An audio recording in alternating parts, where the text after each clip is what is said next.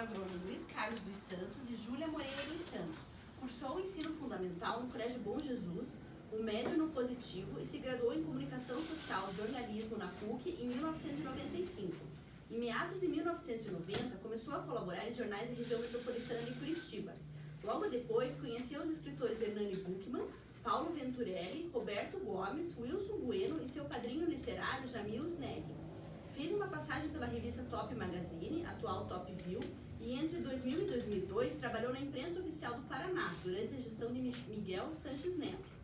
Em 2003, entrou na Travessa dos Editores, empresa de Fábio Campana. Atuou na revista Ideias desde o primeiro número, nas funções de revisor, repórter e finalmente secretário de redação. Também participou da edição de livros e publicou entrevistas e contos na revista Etc. Apesar da pouca idade, é autor de 7 livros de contos. Mindau, agora eu sei só que pronuncia, 2010, e eu acho que é melhor ser... Gole, Gá, isso, falei certo? 2013.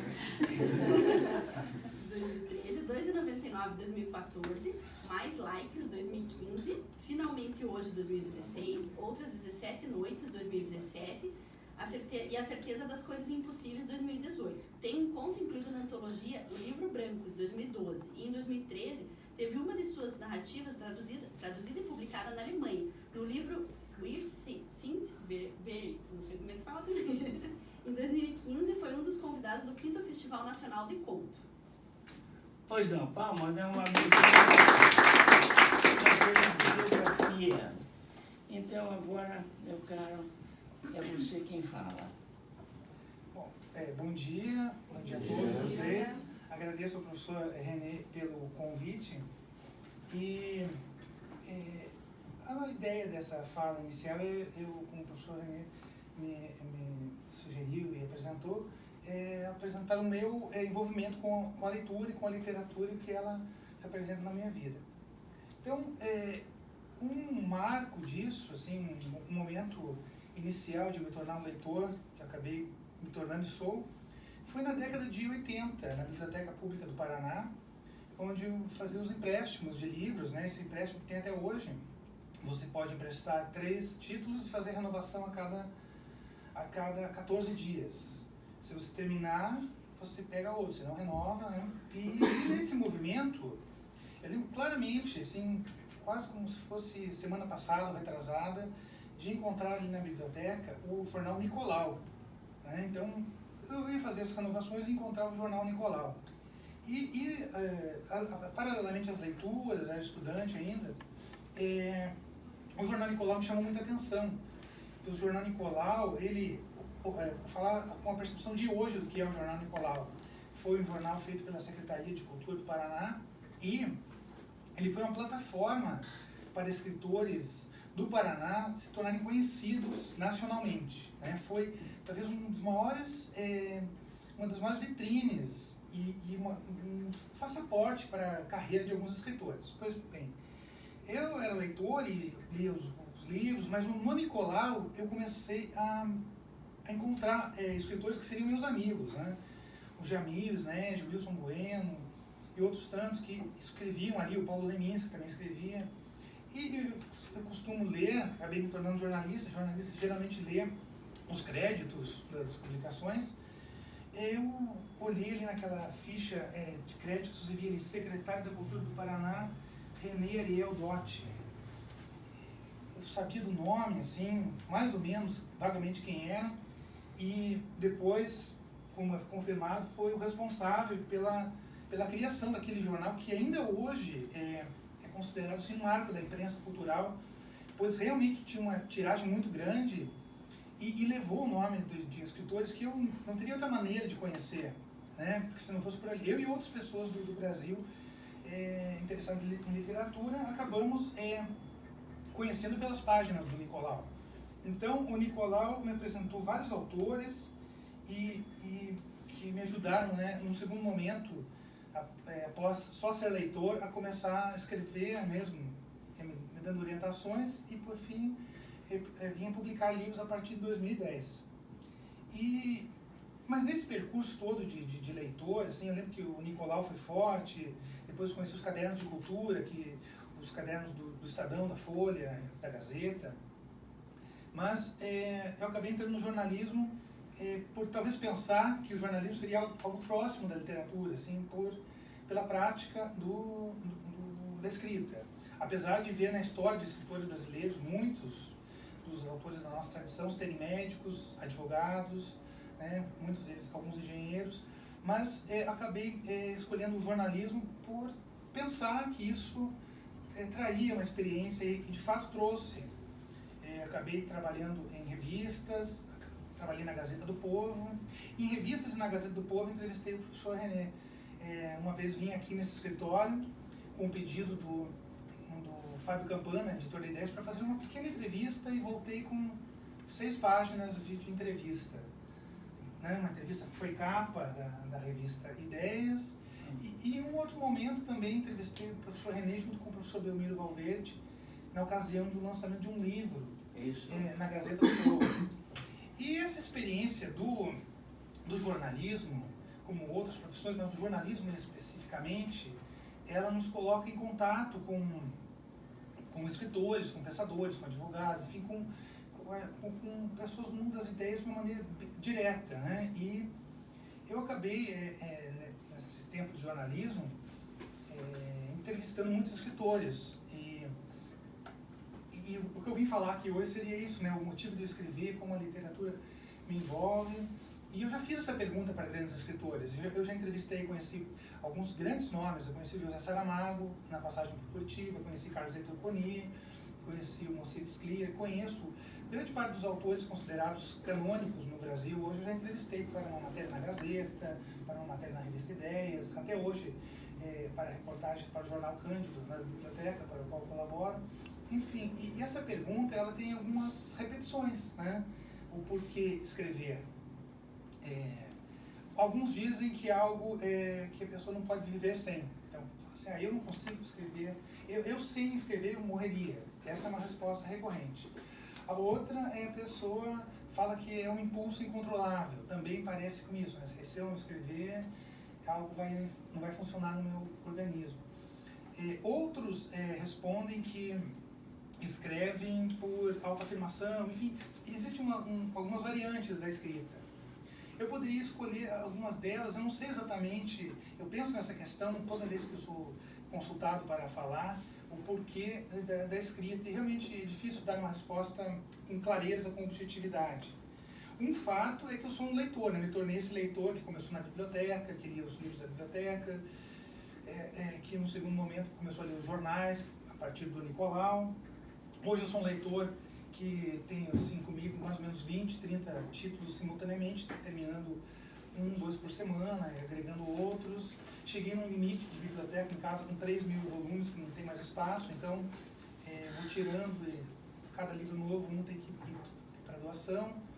Então, essa condição de ser um leitor, que eu acredito que muitos de vocês, se não todos, são leitores, essa condição de escrever, no meu caso, de ler, me levou a escrever. E me levou a escrever pela generosidade de algumas pessoas que eu encontrei, que eu fui mostrando os textos e que incentivaram, que encontraram um caminho, se publica aqui e tal. Então, eu acho que talvez todo leitor tenha em si uma possibilidade de escrita. Uns realizam, outros não. Alguns insistem, outros desistem por críticas, outros por... enfim, por vários motivos. Eu acabei não desistindo, né? Eu tenho 7 livros de contos. Eu escrevi conto, escolhi o conto por talvez parecer... Quando eu não sabia o que era o conto, quando eu comecei a escrever, eu escrevia os textos curtos, né? Então, o conto não é necessariamente um texto curto, né? Se a gente pega algum livro do Chekhov, ele tem contos de 30, 40 páginas. Maupassant tem contos de 30, 40, 50 páginas. Então, necessariamente, o conto não é somente um texto curto, apesar de ser mais curto do que um romance. O conto, quando eu não sabia o que era um conto, pensava que o conto seria uma história rápida, uma cena, uma situação. Não é somente isso. O Machado de Assis, o Chekhov, o Maupassant, o Dalton até... tem contos que não são apenas uma situação dramática, às vezes se insinua uma situação e revela uma outra. Tem contos que acompanham as passagens de dias, não são apenas uma hora, uma situação nessa sala, por exemplo. Então, o conto também é difícil de definir o que é conto, mas à medida que fui escrevendo contos e lendo contos e relendo, entendendo as estruturas do conto, eu percebi que eu também não... Foi uma situação que eu, se me preparasse para fazer um romance, talvez eu levasse muito mais tempo, e aí talvez tenha algo de ansiedade, de querer finalizar, não necessariamente num dia. Os meus contos terminam 40, 60 dias, escrevendo 3, 4 narrativas ao mesmo tempo, algumas não vão para frente, mas eu vou finalizando elas e vou pensando o tempo todo em narrativas. Então eu me tornei uma espécie de sujeito que, paralelamente a uma profissão de jornalista, eu sou um sujeito fabricante de contos, quase um fabricante em série de contos, quase uma fábrica de contos mesmo, uma máquina de contos. O tempo todo, hoje eu estou aqui falando com vocês e tenho 2 problemas na cabeça, assim, fora os outros tantos, mas 2 contos para tocar, que eu não posso parar, de pensar na linguagem, pensar em como eu vou materializar essa linguagem. Então isso se tornou paralelamente à minha vida, assim. Eu vou dar um exemplo, pegando um ponto recente, deste livro aqui, que é o meu livro mais recente. Esse livro aqui chama-se A Certeza das Coisas Impossíveis. Isso aqui é um verso da Hilda Hilst. E quando eu li esse poema da Hilda Hilst, eu não avisei para ninguém, que eu só peguei, isso é bem comum, né? As pessoas pegam, às vezes versos não falam, estou falando pela primeira vez aqui, não devia, né? Porque acham muito bonito e me elogiam, né? Ele fala, realmente é bonito, um belo título, mas não é meu. Mas não tem problema isso. Tem na epígrafe que tem uma menção aí da Hilst e o verso seguinte é este. Então quem for continuar essa leitura vai entender.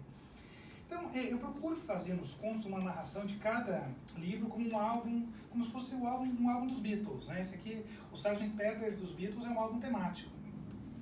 Outros álbuns não são temáticos, mas aí a pessoa dá um título e faz um discurso que é temático e às vezes acaba aparecendo, né? Esse aqui é temático. A Certeza das Coisas Impossíveis, eu escolhi esse título para mostrar contos, narrativas em que os personagens não vão conseguir realizar o que desejam. Então todos são desejos irrealizáveis, por isso a certeza das coisas impossíveis. E uma brincadeira com isso, né? Como que eu vou ter certeza do que é impossível? Então esse paradoxo, esse jogo existe nos contos. Então eu encontrei um jeito de amarrar os contos que eu não sabia, mas foi na véspera de embalar o livro, né? E aí eu pedi para o desenhista fazer um sujeito, eu falei, eu queria uma capa igual o Wim Wenders, Asas do Desejo. Daí ele achou, não, vai ficar muito parecido, Daí a ideia de um sujeito subindo, um personagem subindo uma escada e ele não vai conseguir pegar os pássaros estão todos fugindo, ele não vai pegar nada. Então essa ideia é a ideia desses contos aqui. E como que eu materializo, então? Tem a primeira narrativa aqui se chama De Volta ao Malecón. Foi uma vez para a República Dominicana e a beira-mar lá é um malecón, né? Malecón, no Caribe também tem um malecón, tem outros malecons, mas eu queria usar esse malecón, vou usar um malecón com só a palavra malecón, o som malecón. Eu andando por lá, eu lembro muito bem as palmeiras empurradas por causa dos tufões que tem, aquela imagem que eu falei, um dia eu vou usar isso. Bom, passou o tempo, eu fiquei anos e anos indo pro litoral, para as praias de Santa Catarina, meio que de mal com as praias do Paraná, assim, rompi relações, né? Daí aconteceu um ano que eu falei assim, não sei, acho que está muito tempo na fila, assim, a estrada muito longe, não, vou para Guaratuba. E na ida para Guaratuba, antes de ir, eu peguei um livro do Wilson Bueno, que foi o editor do Nicolau, né, esse jornal do Paraná. Ele escreveu um livro chamado Mar Paraguaio, que é um livro narrado por uma mulher, pode ser uma travesti, uma mulher, você não sabe exatamente quem narra. E esse livro é narrado em portunhol. É um livro considerado o primeiro livro em portunhol, né? Portunhol selvagem. Ele é vindo do Paraná. É um livro, uma experiência radical.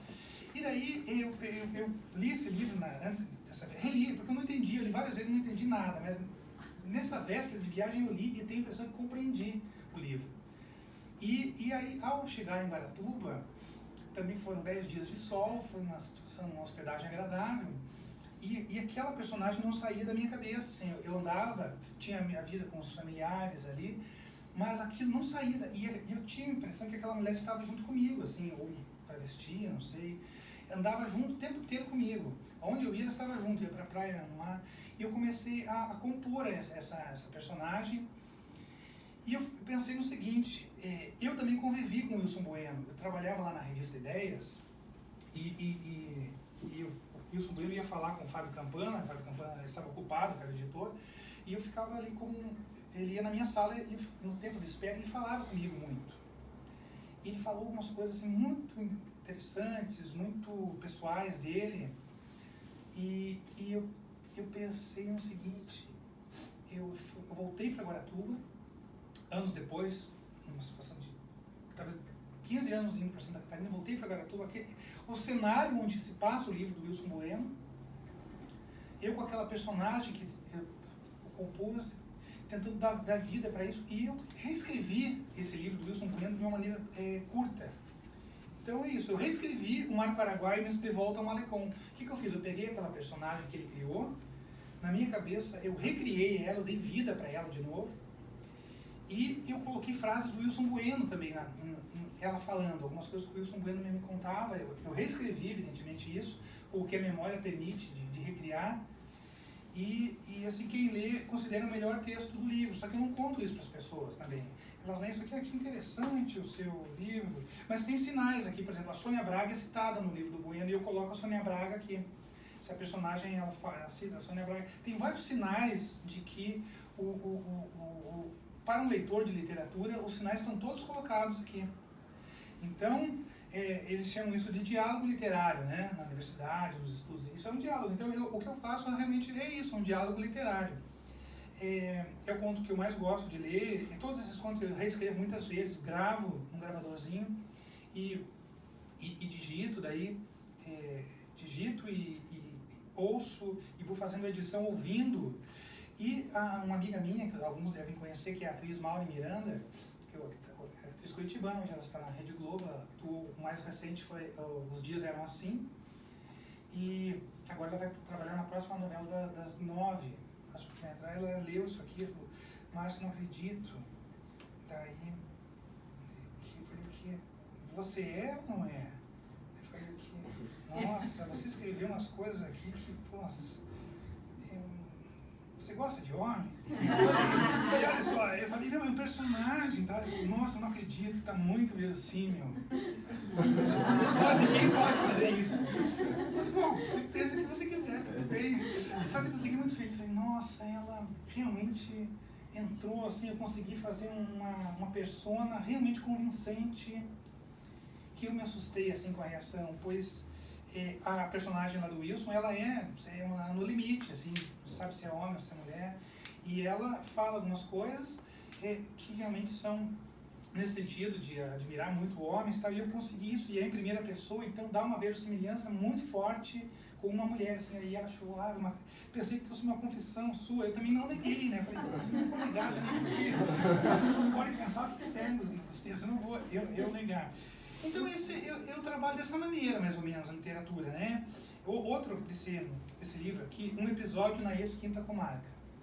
Eu li um livro do Javier Marias, que é um escritor espanhol fabuloso, Os Enamoramentos. E esse livro, Os Enamoramentos, ele reescreveu um livro, uma novela do Balzac, O Coronel Chabert. E aí eu fui ler esse livro do Balzac e o pressuposto, o livro é mais ou menos o seguinte, esse coronel, ele volta da guerra, começa no escritório de advocacia, ele chega porque ele quer provar que ele existe. Então a gente vai lendo, a gente não sabe, mas ele foi considerado morto, ele não morreu, e ele tenta voltar para recuperar a vida dele. A esposa nesse momento já tem um outro marido, a empresa dele já está na mão de outras pessoas, e ele não consegue provar que ele era ele mesmo, uma pessoa poderosa antes da guerra, de uma determinada guerra.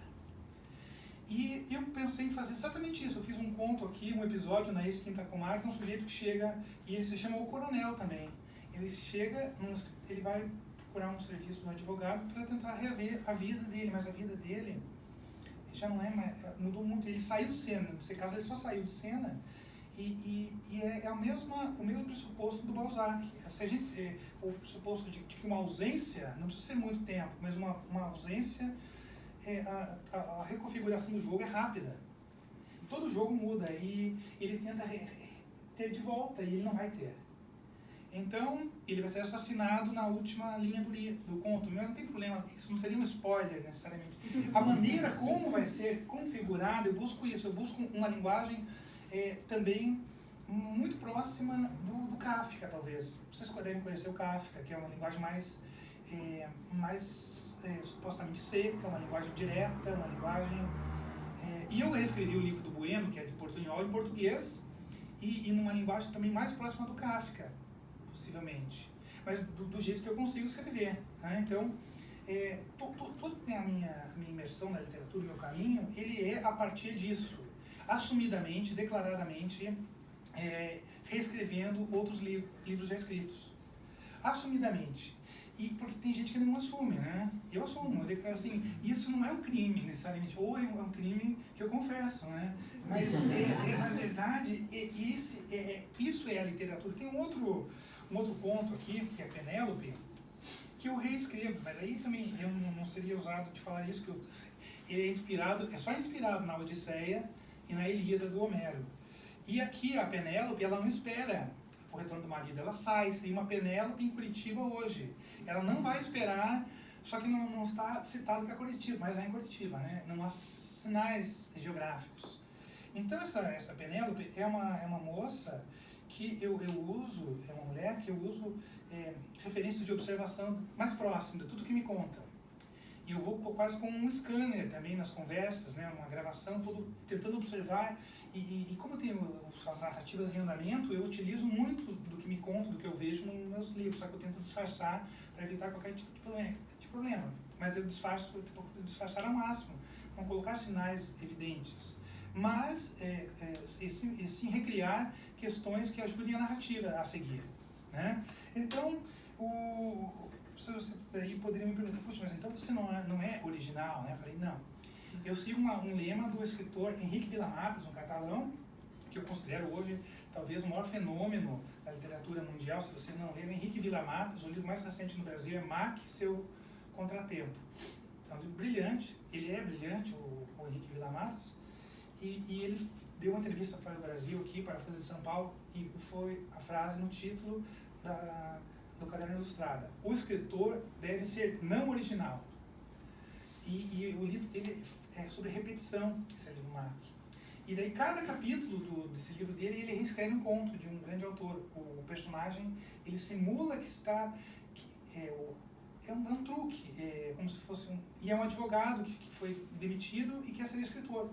E de cada capítulo ele contando a tentativa dele de reescrever um conto de um grande escritor mundial.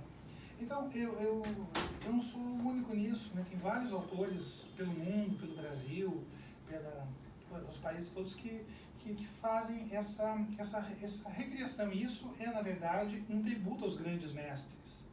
Né? É uma maneira de eu dizer que eu sou devedor de todos os mestres que vieram antes de mim. Então, todos eles estão na minha literatura, disfarçados, aqui não estão creditados, mas eles estão todos aqui. Então, o que eu faço é essa reescrita, né? É uma maneira de demonstrar um amor à literatura mesmo, aos livros que eu li, que eu releio.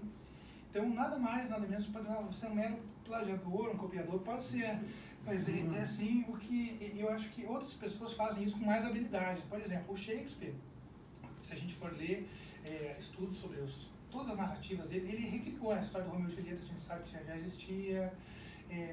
O Hamlet tem uma história de uma maneira mais simples, mas já existia, quer dizer, um sujeito como Shakespeare tornou algumas estruturas de histórias, tornou elas realmente a prova da passagem do tempo, né? Os livros não envelhecem mal, só envelhecem bem, e eu faço isso de uma maneira bem mais simples, muito mais simples, mas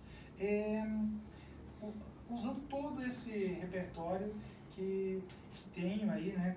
Tudo isso, então não me apresento como uma figura de enredos originais, nada disso.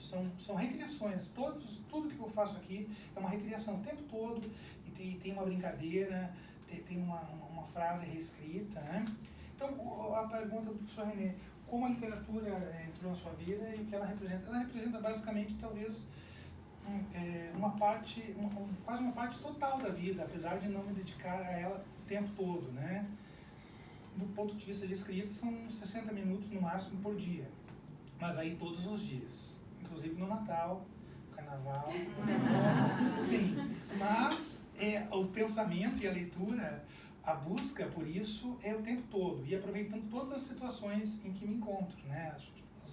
As viagens, as situações profissionais, como eu trabalho com jornalismo, com texto, eu penso que estou ali na hora de escrever, mesmo que um release, uma carta, pensando em encontrar uma precisão, como vocês devem buscar nos textos de vocês, eu creio que sim, todos, a precisão das palavras, o entendimento, o uso correto das palavras, às vezes fugir de lugares comuns, às vezes uma construção que todos escrevem pode ter um sentido que não é o sentido que a gente quer dar, então a busca o tempo todo de um entendimento da língua mesmo, né? Dessa língua, incluindo a oralidade também, pois os textos são muito orais. Eu acho que o tempo foi esse, né? Mais ou menos isso. Nós ficaríamos a manhã toda conversando com o Márcio, mas nós faremos o seguinte: o Márcio vai dar o e-mail dele e vocês mandam perguntas para ele. Por exemplo, que hora você trabalha? Que horas você escreve? Você escreve fim de semana? Você escreve dia feriado? Qual é a melhor história sua? Então eu gostaria que vocês mandassem perguntas no e-mail dele, porque é uma forma de vocês desenvolverem também o próprio vocabulário, perguntando o que vocês acham possível. Você dorme que horas? De manhã cedo você pensa no romance? O que você gosta mais? Romance, conto, etc. Eu prefiro a forma do e-mail que vocês mandem por duas razões.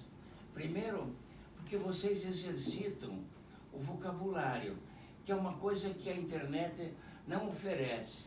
A internet dá informação, mas ela não dá imaginação, não é isso?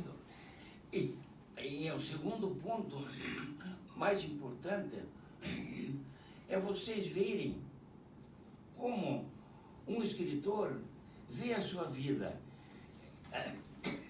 Por exemplo, é possível viver da literatura? Porque todos eles são estudantes, todos eles têm um ideal no futuro, advogado, juiz, em fundo, o que eles querem é ser felizes, todos. Então, o Márcio responde às perguntas, é uma nova sessão que nós criamos e gostaria que vocês estivessem bem à vontade. O Márcio dará o e-mail e vocês mandarão perguntas. Fica bem assim? Sim. Vamos à nossa segunda parte, que é o sorteio. Nós temos aqui o maior cronista do Brasil, que é o Rubem Braga. Sem dúvida nenhuma, é um estilo adorável de leitura, é um dos homens assim na literatura que penso, um dos que mais observou a realidade dos dia a dias, o cotidiano. Cai para? Guilherme Gomes França. Ah, parabéns. Ele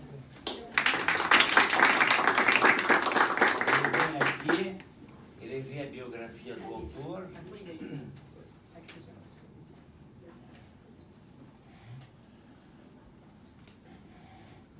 Bem em voz alta. Rubem Braga, nascido em 1913 e falecido em 1990, foi um escritor e jornalista brasileiro. Tornou-se Alguns não estão ouvindo lá no fundo. Fizeram sinal. Tornou-se famoso como cronista de jornais e revistas de grande circulação no país. Foi correspondente de guerra na Itália e embaixador do Brasil em Marrocos. Nasceu em Cachoeiro do Itapemirim, no Espírito Santo. Em 1929, escreveu suas primeiras crônicas para o jornal Correio do Sul. Ingressou na Faculdade de Direito do Rio de Janeiro, em seguida transferiu-se para Belo Horizonte, onde concluiu o curso em 1932. Nesse mesmo ano, iniciou uma longa carreira de jornalista, que começou com a cobertura da Revolução Constitucionalista de 32, para um jornal de Belo Horizonte. Rubem Braga reunia em seus livros diversas crônicas que escrevia. Publicou O Morro do Isolamento, em 1944, Ai de ti, Copacabana, 1960, A Traição das Elegantes, em 1967, Recado da Primavera, em 1984, Crônicas do Espírito Santo, em 1984, O Verão e as Mulheres, de 1986, e As Boas Coisas da Vida, em 1988, entre vários outros títulos. Muito bem. Tira a foto ali. Ali, você segurando o livro.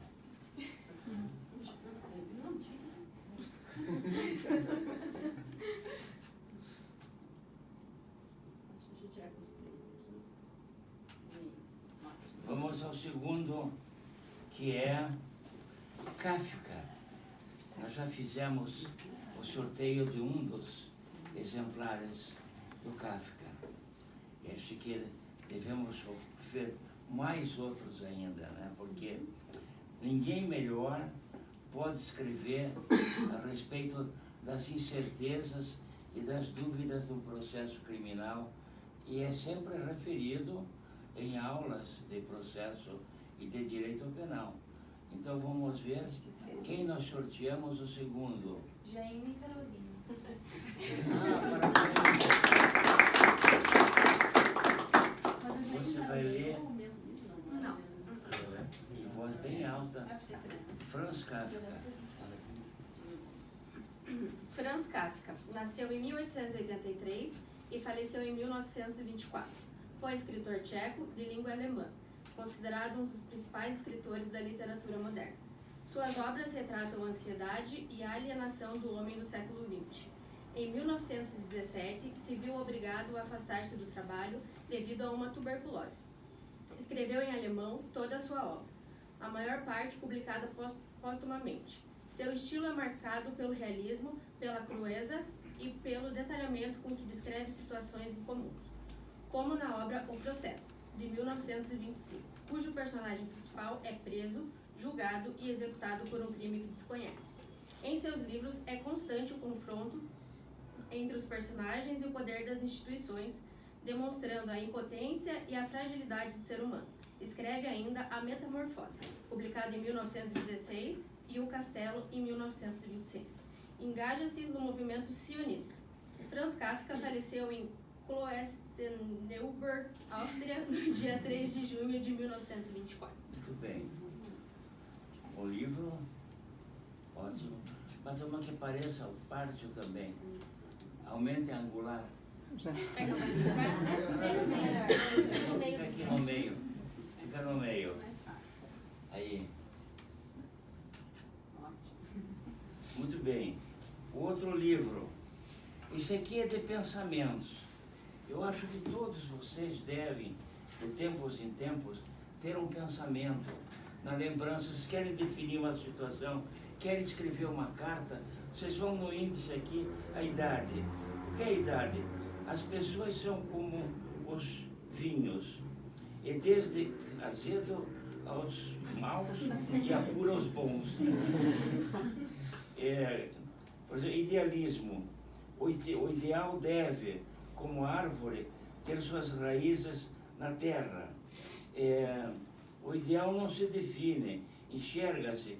Isso em alfabeto, ética, por exemplo. O que é ética? A crise ética não é só da classe política. Não parece que ela atinge grande parte da sociedade brasileira. Jefferson Pérez, político brasileiro, ex-senador da República, quando disse isso. Fazer o que está certo não é o problema. O problema é saber o que será certo. Então, é uma dedicatória para mim, mas eu transfiro para o sorteado. Ou sorteada. Tem uma caneta? Aline Cristina Benção. Quem? Aline. Aline? Aqui, é para receber Vamos aqui. tirar foto. Quer dizer, a Aline já tira foto. Então, para a Aline. Isso.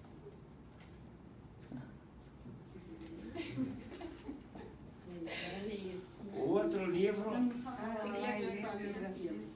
é Diálogos Impossíveis. Ela só tem que ler a biografia aqui, antes Do- só do anterior, desse que ela É. ganhou. Do Fernando Veríssimo. Luiz Fernando Veríssimo, filho do grande escritor Veríssimo, que tem por exemplo, solo de clarineta, etc. Então nós temos aqui Veríssimo para ler a biografia primeiro. É que faltou Tá. a Daline aqui, professor, só a biografia. Do Jorge. Do Jorling Clef. Só merecia. Tá. Jorling Cleve, desembargador aposentado do TJ Paraná. Nasceu em Guarapuava em 31 de julho de 1932, formado pela Faculdade de Direito da Universidade Federal do Paraná em 1957. Fixou-se após a formatura em Pitanga, cidade da qual é cidadão honorário e onde foi advogado, promotor público, interino e professor. Em Pitanga, foi um dos responsáveis pela instalação e funcionamento do ginásio estadual, durante a década de 60 no século passado. Seu nome batiza o núcleo de práticas jurídicas do curso de Direito das faculdades Unibrasil, em Curitiba, e do Centro Acadêmico do curso de Direito das faculdades Campo Real, de Guarapuava. Faz parte do Centro de Letras do Paraná e é membro benemérito, da Academia de Artes, Ciências e Letras de Guarapuava. Foi eleito em 26 de agosto de 2010 para a Academia Paranaense de Letras e recebido por René Dotti em 22 de fevereiro de 2011 em sessão solene do Instituto dos Advogados do Paraná. Muito bem. Já tirou Tirei a tira a foto? Agora é o próximo. Quem que Próxima, apresenta? Fernanda Thalita.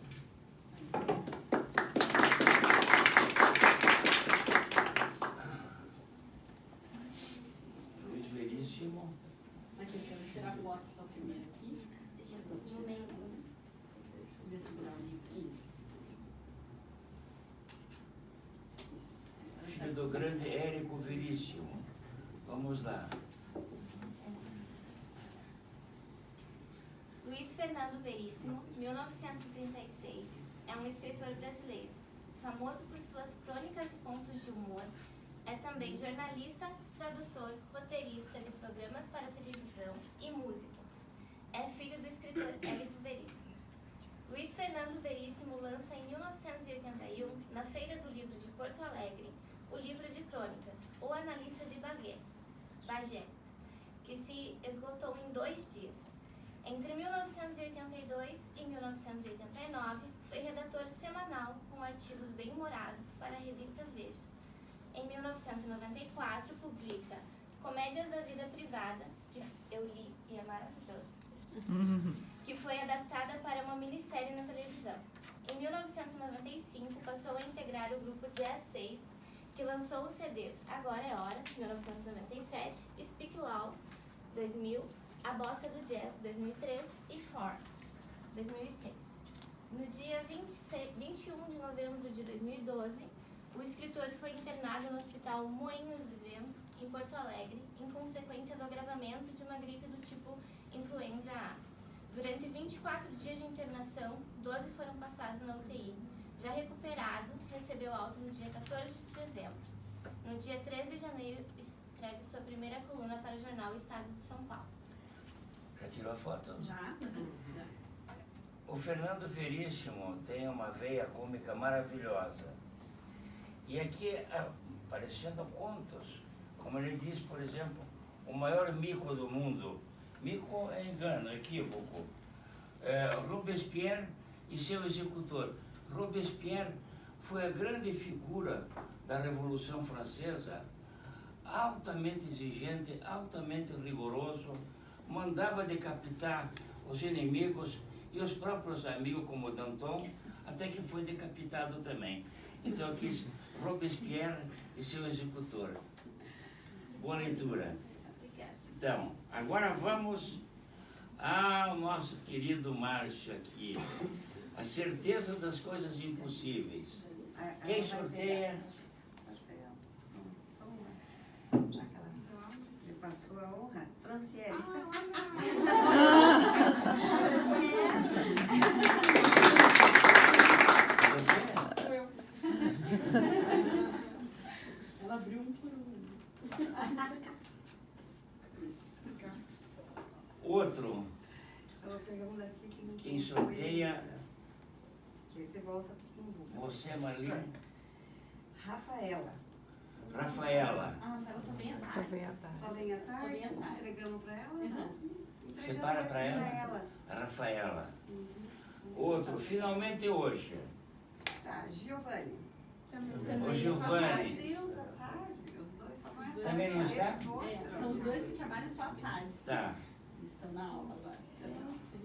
E agora o outro livro, Depois eu vou pegar suas que é... Para a Jaine, de volta. Nossa, hoje É. Tem para criar um livro.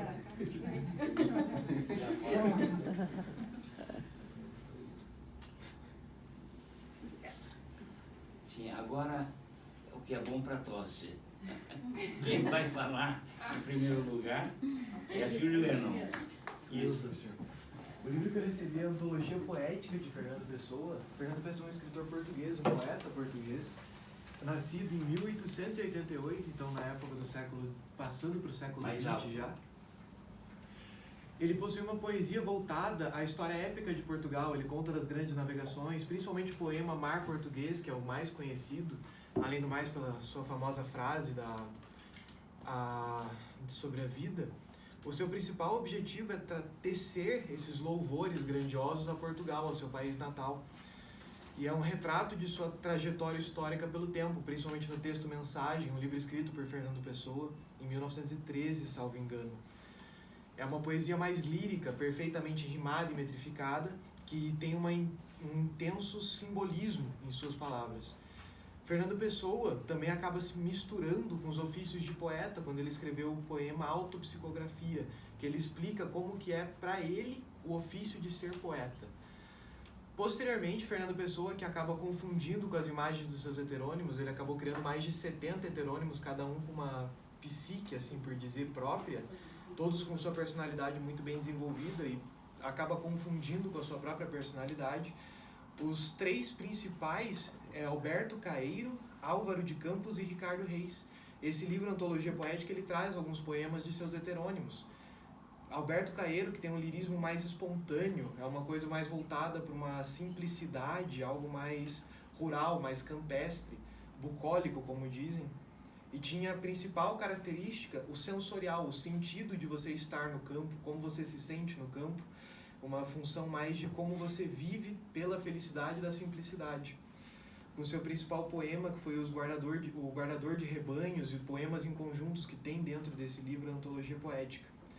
Álvaro de Campos, ele é uma pessoa mais moderna, criada na cidade, é o heterônimo que é considerado uma pessoa mais inovadora com relação à tecnologia.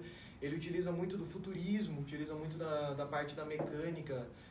Os poemas são compostos, inclusive, de sons de máquinas que são reproduzidos durante os poemas. E tem um dos poemas dele, que é o Ode Marítima, que ele não só reproduz sons de máquina, apesar de mencionar a história de piratas, ele menciona, inclusive, canções de piratas mais antigas de Portugal. Já Ricardo Reis é um autor mais clássico, um autor menos filosófico, que acabou se inspirando em Alberto Caeiro. Então ele acaba tendo muito essa ele acaba tendo essa inspiração no Carpe Diem, assim como Alberto Caeiro. A sua obra tem uma cultura um pouco mais clássica e tem uma tranquilidade na sua escrita, é um lirismo mais tranquilo, é menos metrificado, possui é menos perfeita as rimas, e ele apresenta ele valoriza, na verdade, a vida no campo, assim como fazia o seu inspirante, né, o Alberto Caeiro. Então o livro é composto de diversas poesias, só o do Ricardo Reis que somente tem uma única poesia, que é o Odes, criado por Alberto Reis em 1915. Mas todos os textos são compostos dentro do livro Antologia Poética, de Fernando Pessoa. Tudo bem. Ótimo. O Lucas fala sobre Adalto Trevisan. Exato. Bom dia de Vamos novo. começar pelo título. Então, o meu livro é Crimes de Paixão. Eu até faço questão que vocês vejam a capa, porque é muito legal. É o terceiro livro que eu recebo. Eu recebi Machado de Assis, Agatha Christie e agora o Dalton. E assim, pode parecer surpreendente, mas o Dalton foi o melhor de todos. Assim, eu achei um nível acima. São contos, tá? Eu não sou acostumado a ler esse tipo de livro, então eu tive um pouco de dificuldade, mas conforme eu fui entendendo, eu achei sensacional. Até você escreve contos, né? Então, enfim, eu tenho muitas dúvidas a respeito, mas o que eu consegui extrair desse livro, e o que eu acho que é essencial, é que um livro de contos, assim, acho que a gente não é acostumado com esse tipo de livro, ele fala de uma essência. Então, esse aqui é Crimes de Paixão. Ele quer mostrar o lado sujo das relações. Até a gente poderia pensar em crimes, mas não, ele está mostrando relações abusivas. Como esse livro foi de 1978, não existia separação, divórcio. Então tem muitas mulheres, nesse caso, que querem se separar e não podem. E relata o dia a dia. São contos, como foi dito, são pequenos, mas é engraçado que o Dalton Trevisan, todos os contos dele, os nomes que tem dos personagens João, Maria, André, e tem mais um feminino que me fugiu agora, mas pelo que eu sinto parece que ele coloca esses nomes comuns para nós, que é fácil de identificar. Você vai lendo uma história, você lembra de alguém, você lembra até de algum caso aqui que a gente tem, algo nesse sentido. O que eu posso dizer, e eu acho muito interessante todo mundo saber, ele usa a linguagem como uma forma de expressão muito interessante. Como ele quer essa questão de sujo, do exposto das relações, assim, ele usa muita palavra, a definição inho, então, bonitinho, gostosinho, assim, é muito sujo. Eu achei uma coisa muito, mas interessante, porque você cria uma atmosfera muito legal. Outra coisa que ele faz, ele fala muito pouco. Então, eu tô acostumado pelo menos com histórias, romances, né? E ele fala o essencial do essencial do essencial. Ele deixa muito mais pro leitor do que expõe. Então, às vezes, você tem que parar, ficar construindo na cabeça. Em resumo, gente, é um livro muito interessante, é uma novidade que eu li, né? Um tipo novo, e foi uma experiência muito agradável. Eu acho que a gente pode usar as experiências daqui no nosso trabalho. Muito bem, boa. Agora vocês vão, a Franciele Sou eu. vai falar sobre um dos maiores romances da história do romance, que é O Fio da Navalha, de Somerset Maugham. Maravilhosa história. O que você achou? Lindo. Eu adorei. É porque eu confesso que eu tô desenvolvendo assim muita habilidade da leitura aqui no meu estágio no escritório, e tem sido um privilégio muito grande para mim. E eu tô me descobrindo assim o tipo de literatura que eu gosto, que eu aprecio. E o romance é uma coisa deliciosa de ler. Eu até comentei com os colegas enquanto eu li o quanto que é gostoso, o quanto que se você começa a ler de noite, você vai querer passar a madrugada lendo. E aconteceu comigo essa semana que fiquei até 2 da manhã lendo, porque você quer saber o que vai acontecer na história. Então não olhem para as minhas mãos porque eu estou trêmula. Vamos ver se eu consigo ter habilidade com as palavras. Somerset Maugham, William, né, o nome dele, como o professor disse, é um dos maiores romancistas, ficcionistas da história. Nesse livro, ele conta a inspiração dele, que é Larry, um rapaz esquisito, não do meu ponto de vista, mas do ponto de vista de todo mundo, assim, porque ele não buscava as mesmas coisas que todo mundo busca. É o dinheiro, a prosperidade, assim, no trabalho, conseguir ter uma casa, uma família, ter uma situação financeira. Mas ele buscava a felicidade na essência das coisas. Ele precisava ver o interior dele, assim, em algum canto da terra. E ele não parou, por exemplo, só na cidade que ele nasceu, ou só na cidade que ele tinha uma namorada maravilhosa. Mas ele abandonou tudo isso para procurar o que tinha de mais essencial na busca da felicidade. Ele foi para a Índia fazer meditação, ele foi trabalhar numa mina de carvão, quando ele tinha uma oportunidade de emprego num escritório, por exemplo. Ele teve todas as chances de ganhar muito dinheiro, mas ele preferiu buscar o que era mais importante para ele, que era a felicidade. E isso me chamou muita atenção, porque ele tinha uma história de amor verdadeira com Isabel, que era uma menina muito nobre e uma pessoa muito legal. E ele abandonou tudo isso para buscar a felicidade real para ele. É um livro apaixonante. Me emociona, assim, eu gostei muito da história, me identifico, porque os romances, eu acho que são geralmente os livros que mais vendem, né? Porque eles mexem muito com o coração da gente. Então, se eu puder passar para os colegas, assim, as sensações, eu pude me imaginar nos jardins da Tuileries, eu pude sentir o gostinho da bebida que eles tomavam, o champanhe vagabundo e também o champanhe precioso. Eu também senti o perfume da Isabel, também vi as roupas deles e me senti muito bem em me apaixonar por Larry. Ele é fantástico. As meninas vão gostar muito dele. Esse livro, há uma reportagem que foi, inclusive, um dos livros que entrou na Biblioteca da União dos Estados Unidos. De tão importante que é esse livro. Assim como o Vinícius também. Quem fala sobre o Vinícius? Eu. Você, vamos lá. Bom, eu sempre tive o hábito de ler. Desde criança, meus pais sempre influenciaram bastante a literatura. Mas eu sempre fui mais acostumada com romance, com histórias. E esse livro de Vinícius de Moraes é um livro de sonetos. Eu, particularmente, nunca tive muito contato com um livro assim. Mas eu pude ir a fundo e vi que é uma modalidade de livro que me agrada bastante. Gostei bastante de ler. Essa capa do livro quem fez foi o Ziraldo. O livro foi feito em 1977, no Rio de Janeiro. E eu pesquisei um pouco sobre Vinícius. Bom, o Vinícius foi muitas coisas, mas achei interessante que eu achei que ele foi diplomata. Serviu em Los Angeles, Paris e Montevidéu. Ele foi poeta, dramaturgo, jornalista, cantor e compositor. Com 19 anos ele publicou o primeiro livro dele. Com 22 ele publicou um dos livros mais famosos dele, que foi A Forma e a Exegese, que ele recebeu vários prêmios, inclusive, por esse livro. E esse foi o livro de sonetos dele.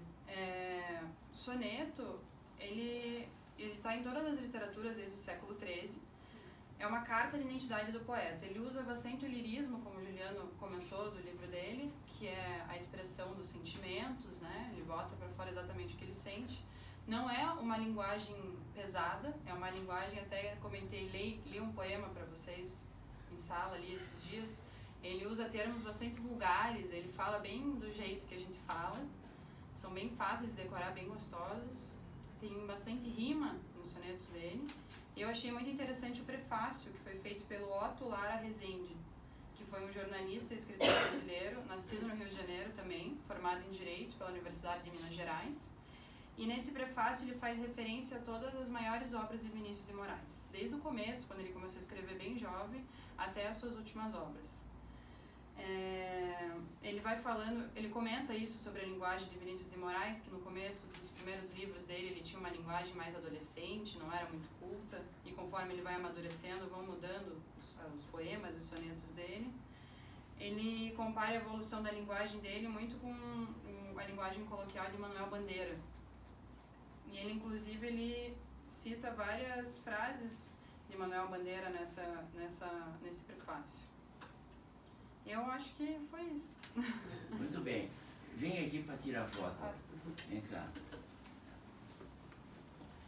Agora o professor já tem o seu livro Nós de direito. vamos sortear, já sorteamos o livro do Márcio. Esse é o livro.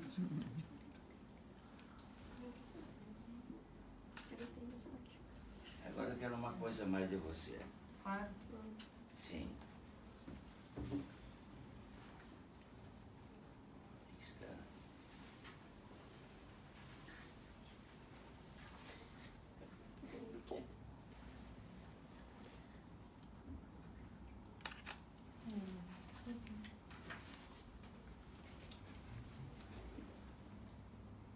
Eu vi que estava marcado aquele soneto da fidelidade.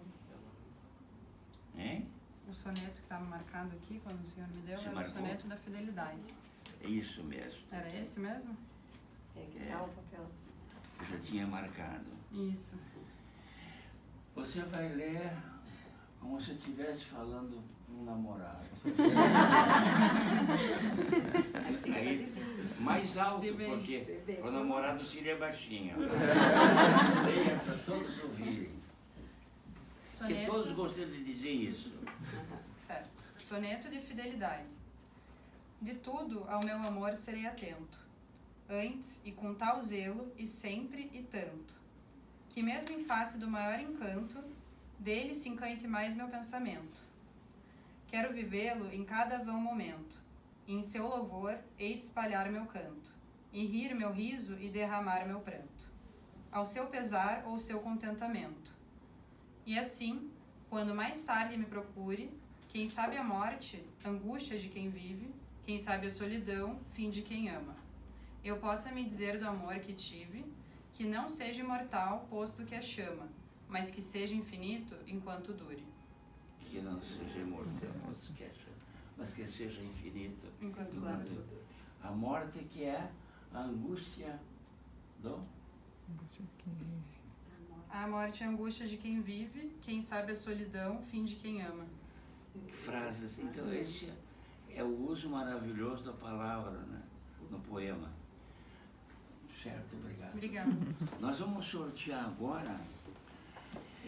Você tem que, acho que, renovar. Professor, eu vou fazer assim, eu vou sortear 2 do que já ganharam e 2 o curso depois. Ah, o curso depois? Nós vamos agora sortear quem vai falar sobre o livro do Márcio.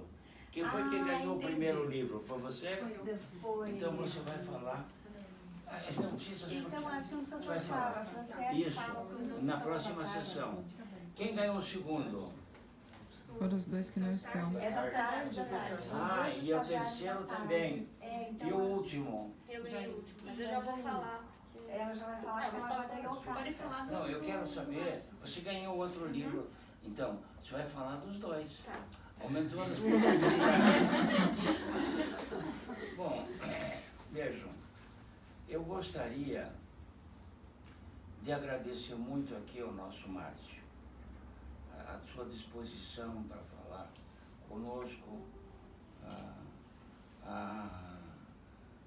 digamos assim, a sinceridade com que ele mostra a sua pessoa, a sua vida, os motivos de seu trabalho. Isso nos deixa muito felizes. Nós estamos em contato com todos os personagens que a sua imaginação cria, que a imaginação dele cria. E certamente vocês que vão ler o livro dele contarão para nós o que emocionou mais para vocês e qual o personagem que mais os sensibilizou. Agora, sem que precisem falar depois na próxima sessão, eu vou sortear primeiro 4 livros. Depois os outros vão ganhar também. Quem sorteia primeiro? Aqui, professor, é o seu livro de Direito, Sim. né? Do curso penal. Então, 2 do que não ganharam ainda e 2 dos que já ganharam. Isso. Daí você volta pra cá. O Giovanni, que só vem à tarde. Olha só, tá sorte. O Giovanni, Ele só vem O à Giovanni ele tarde. só vem à tarde, ele estava na à aula. tarde. Isso, você entendeu? E outra é a Larissa, que já estava com o livro na mão ali. É? Larissa. Parabéns, minha Nossa, cara. muito obrigada. Olha, vamos tirar foto aqui. Então, Passa pra lá. vou tirar uma foto. Ai, desculpa. Cabeçada. Muito obrigada. Nada, querida. Outro? Os outros 2 são Juliano e Aline.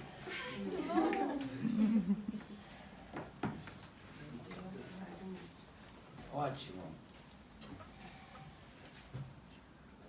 Deu os dois, a gente tira foto. Dois juntos. Muito bem. Juntos os dois. Irmãos. Foi? Peraí, mais uma. Mais uma. Aí. Vocês não são obrigados na próxima sessão a contar o livro. O livro inteiro, se é próximo. Mas então, eu deixo a palavra livre para perguntas, se quiser fazer pergunta ao nosso Márcio. Existe uma pequena história, fábula. Fábulas são pequenas histórias, né? Fábulas são antigas, há fábulas modernas, do padre que, realizando o casamento, em alta voz disse para todos que estavam na assistência: quem souber alguma coisa, algum defeito, algum vício, algum mal feito dos que estão para se casar, que digam agora ou que se calem para sempre. Então eu quero que vocês nunca se calem, que vocês falem sempre. A palavra final é sua. Eu agradeço realmente essa oportunidade de falar para um público como esse. Geralmente, quando sou convidado para falar, acontece uma situação no Brasil, assim, tirando uma figura como o Luiz Fernando Veríssimo, esses nomes mais conhecidos que falam para multidões, em geral, autores mais jovens como eu, acabam falando em eventos apenas para outros autores ou conhecidos, a gente acaba falando sempre para os mesmos, sabe? Isso é perfeitamente compreensível, afinal de contas, por que iriam me chamar para um grande evento junto com o Veríssimo se eu não sou conhecido, né? Não faz nenhum sentido, e eu compreendo perfeitamente. Então, as oportunidades que eu tenho, até o Festival Nacional do Conto, que eu estive em Florianópolis, foi só para escritores. Então a gente fica falando quase num gueto, né? E acaba não saindo desse gueto. Então oportunidades como essa são sensacionais. Eu acho que eu não teria, se não fosse o professor René convidar aqui, de jeito nenhum atingir vocês. Mesmo morando na cidade de vocês, muitas vezes passando por vocês na rua eventualmente, tá? Mas eu não teria essa oportunidade de falar, como falei aqui, de poder exibir meus livros e apresentar algumas ideias de como eu escrevo. Então, é realmente importante essa iniciativa. Talvez seja mais importante, isso não é exagero, para o convidado que vem aqui, como já veio o Guido, já veio a Adélia, já vieram outros, do que talvez para vocês, assim, porque vocês têm acesso ao professor René e outras figuras que vocês conhecem, até escritores que vocês podem ir nos grandes eventos, mas para escritores que são poucos conhecidos, como é o meu caso, é uma alegria imensa, sabe? É quase, não é exagero, é quase um jogo numa arena cheia, assim, sabe? Sem exagero, porque o público em geral de eventos literários é muito pouco e são os mesmos. Então, quase é você repetindo, às vezes. Inclusive, quando eu vou nos eventos, eu tenho que contar a mesma história de uma outra forma, porque aquelas pessoas já ouviram eu falando, né? Então, eu tenho que ficar fazendo variações. Então, falar para um público culto e interessado como vocês é muito bom. É diferente. A diferença que há entre a ciência e a literatura. O direito é uma ciência que tem determinados limites. Por exemplo, o artigo 1º do Código Penal. Você não pode ler fora do artigo 1º. Você não pode interpretar fora do artigo 1º. Porque a ciência do direito, a biologia, a medicina, tem seus limites pré-determinados. A pressão do cidadão é mais ou menos já normalmente aceita. Enquanto que, ao contrário, a literatura trabalha-se com a imaginação. Daí porque é sedutor o romance, o conto, a poesia, porque faz com que você conviva também com aquela história. Já o direito criminal não, porque você não pode viver como réu, como autor do crime, nem como juiz, nem como promotor. Você não se vê na figura do promotor, lendo um livro de direito, mas lendo um livro de poesia, como esse último que ela leu, Soneto de Fidelidade, quem não se sente parte disso também? Quem não tem o seu amor exposto ou secreto? Boa semana. Até a próxima. Meu caro, obrigado. Vamos tirar foto? Foi uma satisfação. Pode fazer uma foto no meu celular? Claro, claro. Eu quero só... A Mari vai mandar para vocês o e-mail do Márcio, para que vocês possam livremente fazer as perguntas para ele. Tiramos agora uma foto coletiva.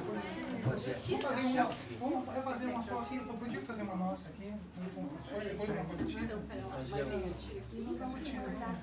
Faça uma nossa. Isso. Vê se está bem. Está bem a gravata?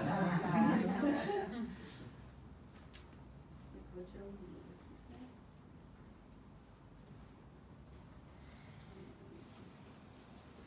Saiu bem? Eu não sei se você não está fazendo fechado. Fechado. Eu tinha umas 3.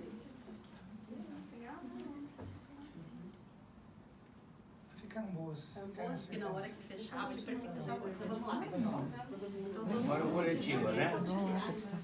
Você fica aqui. Vamos tirar foto coletiva.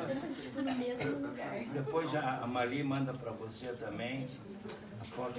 A Cláudia está fazendo filme. Depois nós vamos editar as sessões. O programa tem um título: Literatura para a Juventude. Ó, já ficou bem legal. O que é importante, não tem lista de frequência aqui. Aqui vem espontaneamente. Isso O fotógrafo chegou lá bem. Vai sair na foto. Eu achei que ele chegou só pra sair na foto. Não, agora já foi, resolvido. Já tá resolvido, pronto. Já tá, não, já chegou. Não,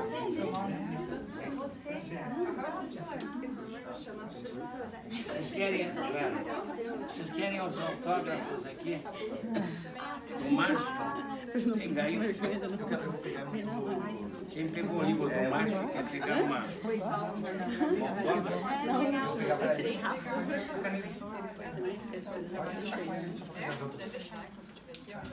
Larissa. Com 2 S, né?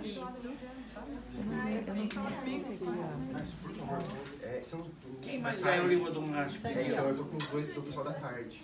Esse aqui é da Rafaela. Isso. A frente na mão dele.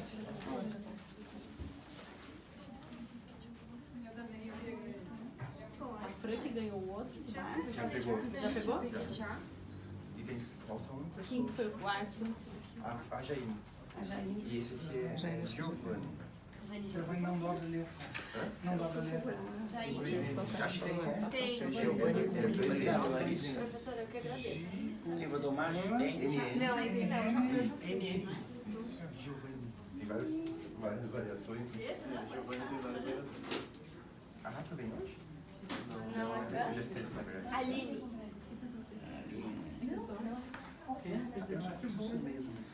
Aí eu vou passar pra você. Vocês fazem uma dedicatória pra mim também, por favor? Jaime, com Y. Isso. Aqui, pessoal. Isso, aham. Saiu um pouco o livro hoje. Nossa, eu fiquei muito feliz. Saiu quanto mesmo? Nem? Muito obrigada. Valeu. Obrigada, professor. Muito Ótimo. obrigada. Muito bem, estamos prontos então. Professor, esse livro eu ganhei da vez passada, mas eu quero uma assinatura tua. Filho da navalha. Pronto. Ótimo.